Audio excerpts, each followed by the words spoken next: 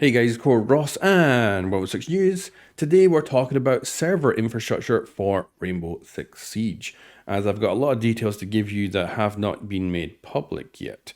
So we'll start with a video I made at the beginning of this year, which was called Quit Siege. And the reason I made this video is because the servers were going down every single day for a couple of weeks over the Christmas period. But there's also a few additional issues as well. So the TDM meta and the cheater problem in Siege 2. So all of those combined makes a trinity of very bad stuff for Siege right now. And at this moment in time, they're combating actively the cheaters and the TDM meta, so that's good. But the server stuff hasn't really changed behind the scenes and is very prone to still being a problematic thing for the entirety of this year. So far, things have been nice and stable for a couple of months now, but of course, that could switch to being bad at any moment. So my advice is still the same as in that Quit Siege video, which either is to quit Siege or at least stop spending money in Rainbow Six Siege for the moment until things get better.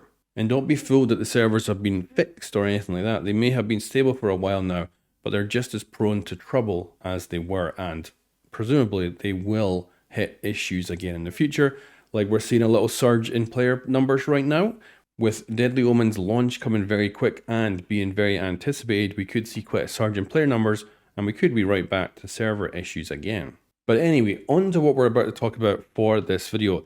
So I was at the 6th Invitational in Sao Paulo, and the developers had a sit down with all the content creators and stuff that were there, and they went over a bunch of things, and of course people got to ask lots and lots of questions. But the most interesting thing for me to take away from it was something that they just talked about right off the bat without any questions, and they just immediately went to talk about it, and that was the server infrastructure.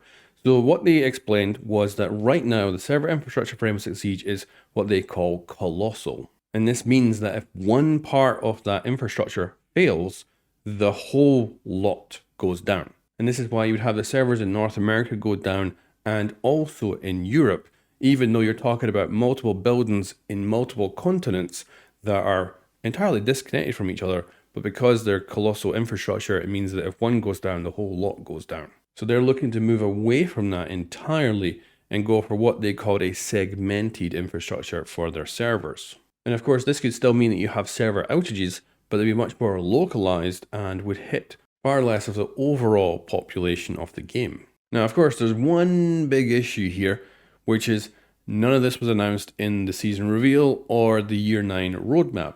So I'm presuming there's a good chance that these changes are happening in the background, but probably will not roll out till maybe year 10, or at least well into year 9. But I am very happy to hear that something is being done about the servers that is much more than what we've got previously. Because, of course, they've always told us in the past that they're looking at getting better servers and doing things better, and then we always end up running into the same issues again. And like I say, I think we'll be running into more of these issues this year. And especially if Siege, let's just say, has a resurgence in player numbers, I think one of the big issues that I'll run into straight away will be server problems. And I think recently we've actually had one of the best examples ever of how server infrastructure is such a pain in the ass, and that is with Helldivers 2. Because once they hit their limit on their servers, you would have imagined, because everyone's just renting stuff from Amazon and Microsoft when it comes to their huge data centers, that they just buy more capacity. And of course, we found out with Helldivers that that is not so easy. And as a result, you end up with a very long time where people just couldn't get into the game and they were just waiting in a huge queue. And it really emphasizes how complex this problem is, unfortunately, even in modern day. But it still comes right back around to that Quit Siege Now video back in January, and the advice is still the same, which is don't play Siege, or at least don't put money into it right now. But I do like that things are moving potentially in the right direction for two of the issues, and to hear that there is a plan for the third one is really good. Whether it takes a whole year to get here, we'll see.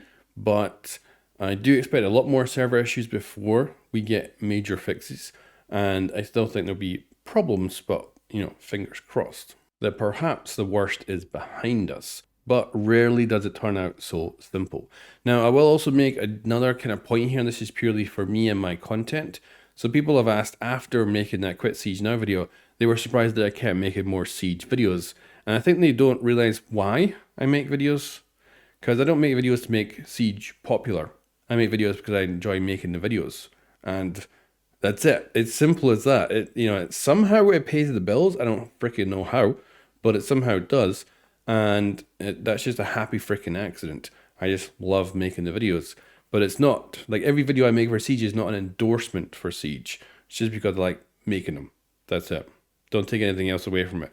But anyway, guys, that's some additional information I was able to get while in Sao Paulo at the 6th Invitational. And like I say, none of this actually showed up in the roadmap, so I assume it's still way off.